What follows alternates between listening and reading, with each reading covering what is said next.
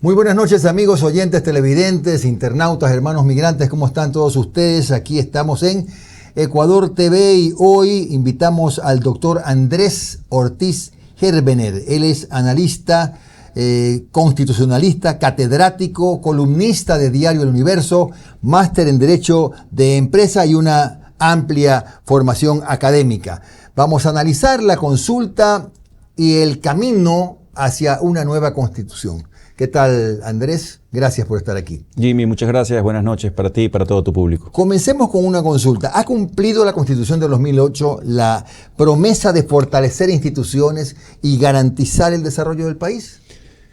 Para nada. Yo creo que la Constitución de Montecristi nace de un paradigma del socialismo del siglo XXI, cobijada por las experiencias tanto previas de Venezuela como de Bolivia.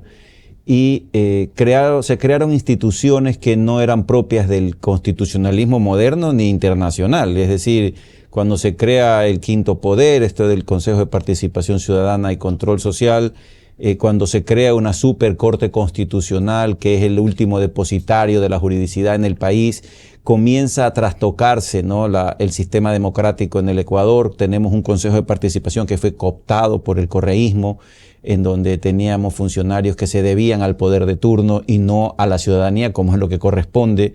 Entonces creo que hubo un debilitamiento democrático. Yo no creo que tanto en el hiperpresidencialismo, porque al final era el Consejo de Participación Ciudadana el amo y señor de la política y de los nombramientos. Entonces creo que eso es necesario cambiarlo y el único mecanismo que creo que permitiría que esto se viabilice es una constituyente. Claro, entonces no hay hiperpresidencialismo, de acuerdo a su visión. No, el presidente de la República en esta constitución es un colegislador. Efectivamente tiene el poder para enviar leyes y proyectos en materia económica, por ejemplo, económicos urgentes. La Corte Constitucional le ha puesto ya a este presidente y a los anteriores, no solamente al presidente Noboa, mucha claridad respecto a hasta dónde llega su poder legislativo. Es nominador de ciertos nombramientos, de ciertas funciones de funcionarios del Estado, pero finalmente, repito, es el Consejo de Participación Ciudadana. Entonces no veo que haya un presidente de la República que tenga superpoderes. Ciertamente se le dotó al presidente la famosa muerte cruzada, que la vimos con Lazo, pero al final del día eso también la Asamblea Nacional también lo puede hacer. Entonces no es que es un hiperpresidencialismo, porque claro, el primer poder del Estado también lo puede hacer. Ahora, ¿qué hay que hacer pues para evitar que una nueva constitución concentre poderes, como ha pasado, por ejemplo, en lo que dice Andrés? Hay un Consejo de Participación Ciudadana que casi deshace. Hay un organismo legal, que es la Corte Constitucional, que según se autodefine el último eslabón de la democracia. Bueno, ¿qué se hace para que estas cosas no se repitan, no? A ver, debemos llegar a un proceso en donde el primer poder del Estado vuelva a ser el primer poder del Estado, que es la Asamblea Nacional. Yo creo que si hay un organismo político, democrático, en el que los ecuatorianos ejercemos nuestro derecho al voto y ponemos a asambleístas, para bien o para mal, pero llegan a través del voto popular, deben ser ellos, a través de un procedimiento que ahí es el momento de pensar, no en el viejo procedimiento de las ternas. ¿Cuál sería ese nuevo procedimiento? Ese es un buen punto, ¿eh? Yo pienso que el camino debe ser creer en la academia, creer en la ciudadanía, creer en los gremios, volver a pensar que la ciudadanía debe ser parte activa en la toma de decisiones, no solamente a través indirectamente de los diputados a los cuales nosotros elegimos, sino que estas ternas que sean propuestas para que la Asamblea vengan con un filtro previo, llamar a todos los rectores de las universidades, a los decanos de las facultades de jurisprudencia, pedirle a los gremios, pero de forma general, no solamente aislada, es decir, hacer una gran convocatoria nacional para que sea la ciudadanía de verdad una parte, porque yo creo que el presidente de la República tiene su responsabilidad, las cortes de justicia, eventualmente la Asamblea pueden también nominar, pero la nominación no puede ser solamente de los políticos, tiene que venir de la ciudadanía y eso sería vital para cambiar el modelo que tenemos actualmente. ¿Cree en un modelo de asamblea bicameral? ¿Estamos preparados para eso? ¿Necesitamos la bicameralidad? Yo soy federalista, como tú sabes, y obviamente para mí... ya hablaremos. Una de las cosas que deben cambiarse justamente son esas, y la bicameralidad es parte fundamental de un proceso federal, ¿no? En un sistema, un régimen unitario, yo no lo recomendaría, no es necesario. Esto es más propio de los estados complejos, claro, que los unitarios, ¿no? De los federales. A ver, ¿qué mecanismos podrían garantizar que ciertamente sí se dé una independencia absoluta? No existen los términos absolutos, pero una independencia suficientemente clara del Poder Judicial versus el presidente, la Asamblea. ¿Hay forma de pensar en eso como una posibilidad? Yo lo veo difícil, pero no sé. A ver, nada es imposible cuando hay buena voluntad y cuando hay buenas intenciones, ¿no? No hablo del presidente Noboa, hablo de cualquier ejecutivo. Ya vimos cuando el propio presidente Correa dijo que él quería meter las manos en la justicia. Y él, claro, él lo decía eufemísticamente y él decía, me han malinterpretado, yo lo que quiero decir es que se necesita un cambio radical. Y en eso no se equivocaba Rafael Correa. Rafael Correa tenía la razón, es decir, el sistema de justicia, para él decía que estaba captado por la vieja política y era necesario buscar la independencia a través de una reforma potente. El presidente Noboa está apuntando en el mismo camino y una de esas es la evaluación judicial que, bueno, fue tirada abajo, pero se necesita hacer una evaluación, un seguimiento. Tú no puedes permitir que hayan jueces, primero que desconozcan, debe mejorarse el proceso de la escuela judicial. Aquí hay una escuela judicial muy deficitaria. Tú necesitas tener investigación previa. Aquí hay jueces que están cooptados por la delincuencia, por el narcotráfico. Yo no digo que tenemos que llegar a la prueba del detector de mentiras, al polígrafo, pero se necesita un estudio necesario a través de un filtro también de la academia, también de la ciudadanía. Mira que en México se optó, que creo que es una aberración, que sean los jueces elegidos por votación popular. O sea, que el más simpático aquí, claro, hasta un payaso podía ser miembro, si era abogado, podía ser miembro de la corte. Pero sí se necesita buscar un mecanismo diferente al actual. Y eso significa una reforma en donde no sea el presidente de turno el que los nombre, ¿no? ¿Verdad? Es decir, claro, que no estén vinculados al Ejecutivo, pero claro, el Ejecutivo que ahora quiere una reforma constitucional sí debe buscar a sus mejores asesores para buscar un mecanismo diferente al actual en el escogitamiento, claro, de jueces. Por lo que dijiste hace un momento, Andrés, es que se dan los abusos, por ejemplo, en las acciones de protección, ¿o no? Quiero decir, en esa poca preparación de los jueces, o a lo mejor es la Constitución o las leyes las que dan lugar a ese abuso, porque ahora cualquier cosa, Andrés, es una elección de la directiva del Colegio de Ingenieros Mecánicos de Pastaza y hay una acción de protección y no se pueden posesionar. Bueno, esto no es infrecuente. En España, por ejemplo, que existe lo que se llama la acción de amparo, que antes se llamaba en Ecuador la acción de amparo, más del 95-96% de esas acciones son rechazadas por la Corte Constitucional, el Tribunal Constitucional Español. Y las Cortes están obligadas a ir a través de su jurisprudencia corrigiendo estas distorsiones en las garantías jurisdiccionales. Y ha venido pasando. Se han declarado errores inexcusables, se votan jueces, casi cada mes se votan jueces que entergan. O sea que sí ha pasado. No. Sí hay un filtro en la Corte Constitucional y el Consejo de la Judicatura sí destituye a jueces inmorales que otorgan garantías jurisdiccionales fuera de lo que dice la Constitución y la ley. Pero eso es una muy buena pregunta. Coincido que la Constitución sí puede, a través de toda esta vasta jurisprudencia desde el 2008 que se ha venido dando, establecer parámetros para castigar, para sancionar, para delimitar el alcance de las garantías jurisdiccionales. Y eso sí lo puede hacer una nueva Constitución. ¿Y qué se hace con la prisión preventiva de última ratio, que también es potestad del juez? Porque si el juez no quiere dictar, no la dicta si el fiscal no se la pide. Entonces, ese es un tema que lo he escuchado, yo no soy abogado, lo he escuchado de algunos abogados que lo han comentado. Ese es un tema que tiene que manejarse con mucho cuidado por el Ecuador es parte del sistema interamericano de derechos humanos, ¿no? ¿Verdad? Hay sentencias y órdenes consultivas que han tratado el tema de la prisión preventiva.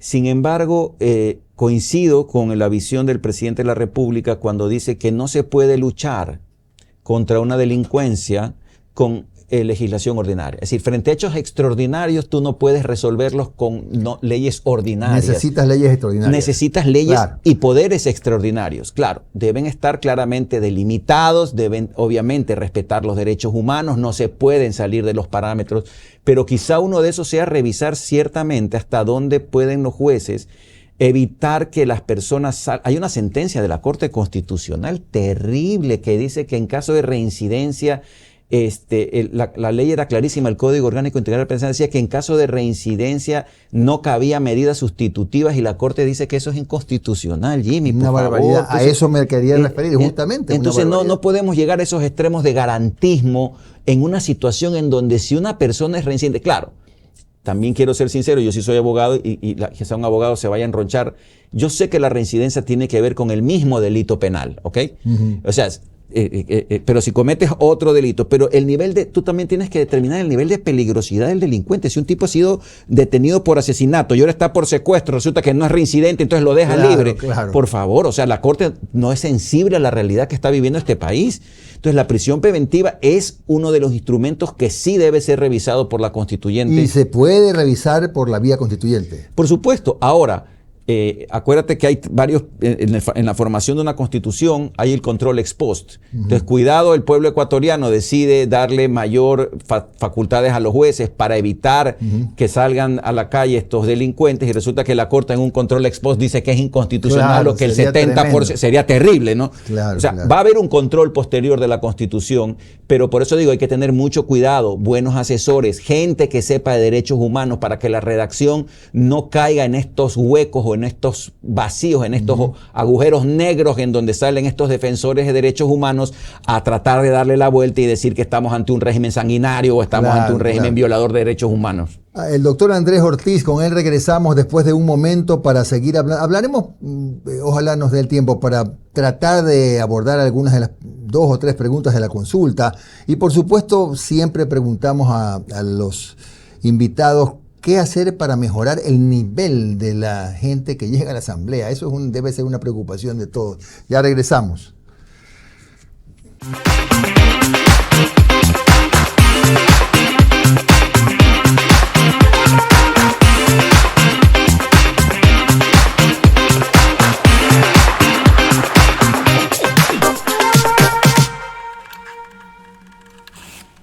Seguimos con el doctor Andrés Ortiz, catedrático, constitucionalista, columnista de diario El Universo, máster en Derecho de Empresas. Está hoy con nosotros aquí en Ecuador TV esta noche. Bueno, pasemos al tema que quedó pendiente, Andrés. Sin ofender, cualquier ciudadano que esté vivo, que camine y que respire, puede llegar a ser asambleísta. Eso es un motivo personal para mí de preocupación, porque ¿quiénes van a legislar y fiscalizar? A ver, desgraciadamente para esta próxima elección no podemos hacer absolutamente nada. Las reglas del juego están establecidas en la Constitución y en el Código de la Democracia, pero la nueva Constitución sí puede establecer requisitos. Ya sé que van a salir a reclamar que esto es una barbaridad, que es una regresión de derechos, que lo único que se necesita es ser bachiller de la República, pero los países tienen que evolucionar, el derecho tiene que evolucionar, ¿no? El derecho va en función de las realidades de un país y no puede ser que vivamos con reglas atrasadas bajo el paraguas de que esto sería una regresión de derechos. Definitivamente hemos visto las últimas experiencias legislativas, son malas, por no decir son pésimas. Y por lo tanto es el momento para repensar los requisitos que deben establecerse para ser asambleísta y mucho más para ser asambleísta constituyente. Esto no significa que tengas que poner medidas restrictivas y que hagas solamente para una élite de PhD, científicos graduados en Harvard. Eso no es. Pero sí debes tratar de poner ciertos filtros, cierto nivel de conocimiento, la edad debe subirse. Una persona de 18 años no está preparada para legislar en este país y mucho menos para ser asambleísta constituyente. Si al final no vas a poner requisitos de tercer nivel, que por lo menos debería ser experiencia, una probidad notoria, gente con carrera carrera, que sea intachable, que no tenga juicios. ¿Cómo es posible que en los últimos años hemos visto asambleístas que han sido, tienen juicios de estafa, de falsificación de documentos y que han sido declarados inocentes, que en los juicios todavía no hay sentencia y esa gente está sentada siendo asambleísta? O sea, ese tipo de cosas sí se pueden regular en la nueva Constitución y buscar a los mejores hombres y mujeres para poder legislar en una Asamblea en que Nacional. Hay que mejorar el nivel, ¿no? Pero por supuesto. Ahora, y esto del financiamiento del Estado a los partidos y movimientos políticos, hay quienes opinan que sí, que hay que evitarlo, pero otros que dicen, caramba, pues la formación de los movimientos y los partidos se vería afectada. Lo que pasa es que yo no estoy tan seguro de que efectivamente esos recursos sean empleados bien en la formación. El tema es polémico. El tema es polémico porque puede ser que se comience a restringir la participación política porque va a haber un gran vacío financiero en todas estas agrupaciones y movimientos políticos.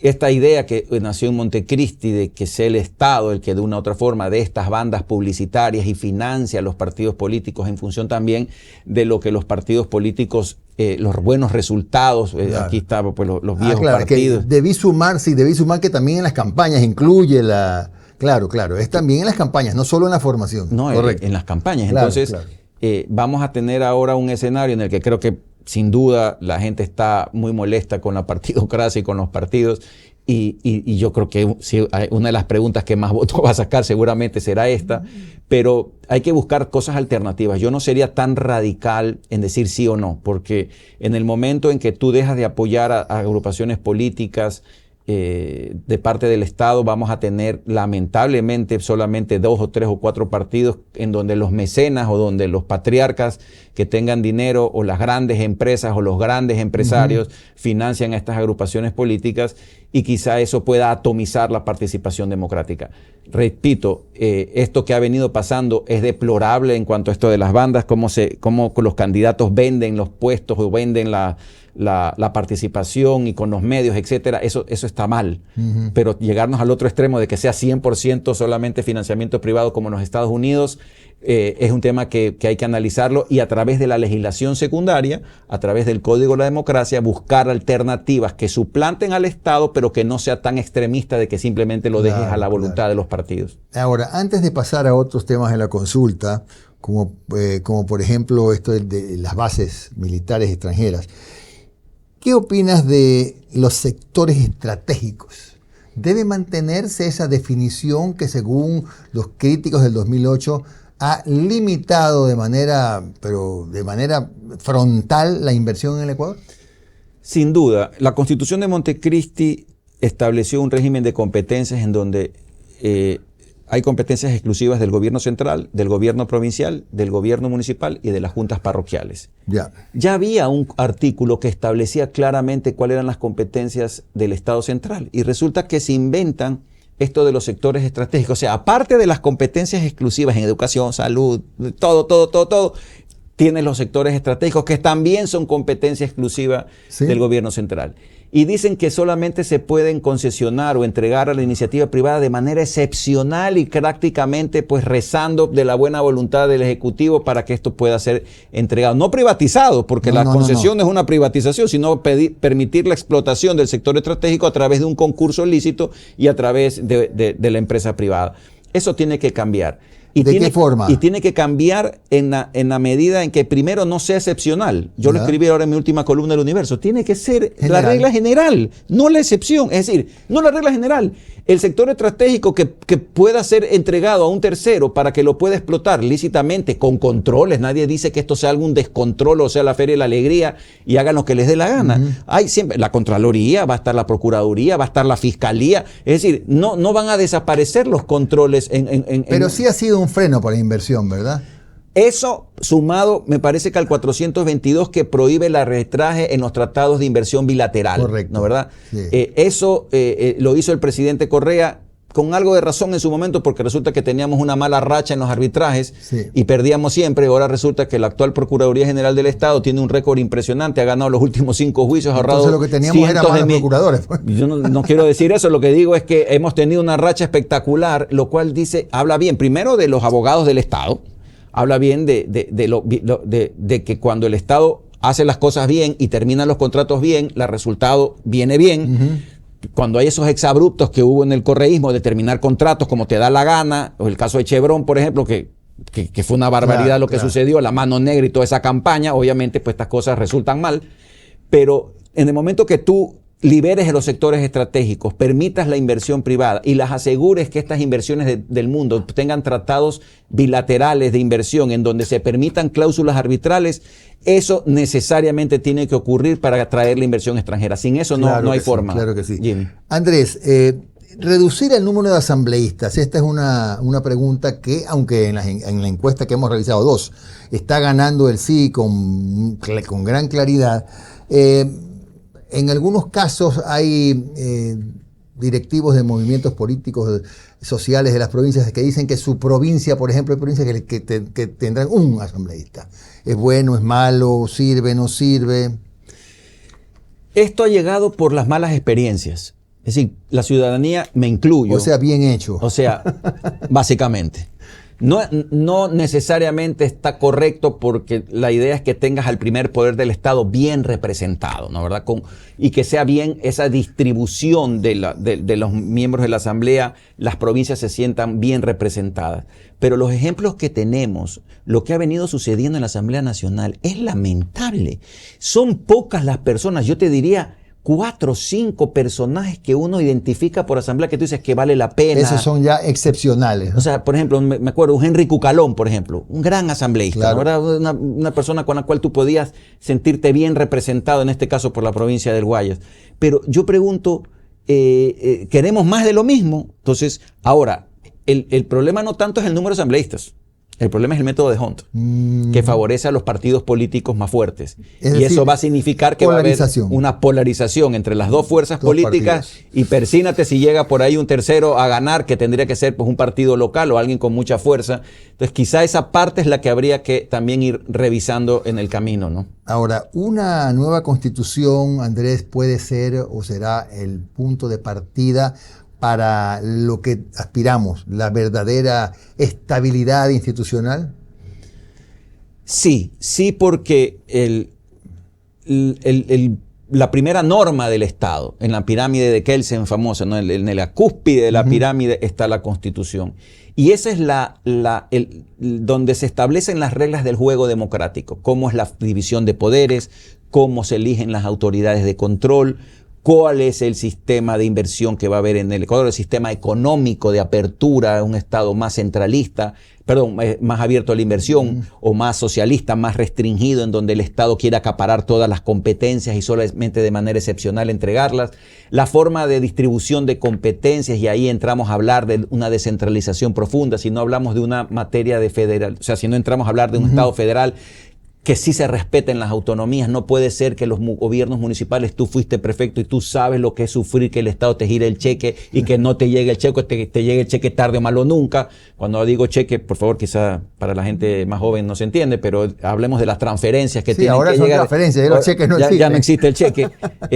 Lo que digo es, eso tiene que cambiar. O sea, eso no puede seguir así. Es decir, sí se necesita que la Constitución establezca un régimen de competencias y de descentralización de funciones y de recursos de manera directa, automática, que es lo que se necesita para que el gobierno central se dedique a lo suyo y le deje a las provincias y le deje a los estados federados, en este caso, si es que se llega a dar el federalismo, completa autonomía, que es lo que yo propongo para los indígenas. Claro. Déjenle a ellos que se gobiernen, que tengan su propia educación intercultural, que tengan su propio sistema de justicia, denle los recursos, pero que nos dejen en paz al resto del país.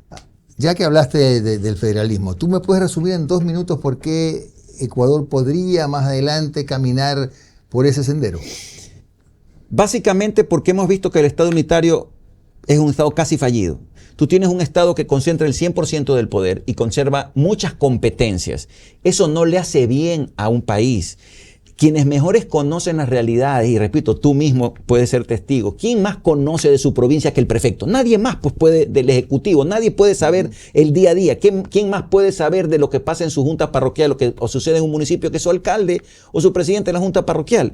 Entonces hay que dotar de mayor competencia. Claro, hay que dotarlos de recursos. Eso es muy fácil. Déjale el IVA, un porcentaje del IVA, déjale un porcentaje del impuesto a la renta, déjale un porcentaje del ICE, déjale un porcentaje del impuesto a salida de divisas. Negocia con el gobierno central, como pasa en otras partes del mundo. Se negocia anualmente las cuotas que tienen que dejarse los impuestos, pero le quita, eso sí, tú quieres, bueno, toma el Vicente Rocafuerte, toma el Aguirre Abad, me explico. Claro, Comienza. O sea, hueso y carne. No, pues vamos con todo, o sea, vamos con todo. Pero el gobierno central se dedica a seguridad, a la fuerza militar, al régimen económico, se dedica a las grandes cosas que se necesitan, pero no puede ser que se dedique a ponerle la piedra chispa, me explico, en la Gartococha, pues eso no le corresponde al gobierno central. Las famosas troncales, deja que se encargue la provincia, o deja que se encargue el alcalde. Entonces, sí se puede pensar en un régimen, no el federalismo, porque eso aquí lamentablemente se ha entendido dentro de la ignorancia que eso es separatismo, pero sí dotar de mayor grado de autonomía, y que eso sí se puede hablar en Montecristi, que es darle la recaudación de impuestos parciales a los municipios, y si no es a los municipios, por lo menos a las provincias. En este caso, yo no creo en el sistema regional, y yo sí creo que las provincias pueden transformarse en estados, o sea, en estados independientes, con su propia constitución dentro de un Ecuador diverso y multicultural y multiétnico que sabemos que existe. Muy interesante, gracias. Se nos acabó el tiempo, Andrés. Doctor Andrés Ortiz Herbener ha estado con nosotros analizando la consulta y la nueva constitución. Estaremos hoy, durante esta emisión, pues revisando, analizando, y vamos a subir algunos de los reportes breves de la intervención del doctor en nuestras redes sociales y en las de Ecuador TV. Gracias por habernos acompañado y volvemos mañana.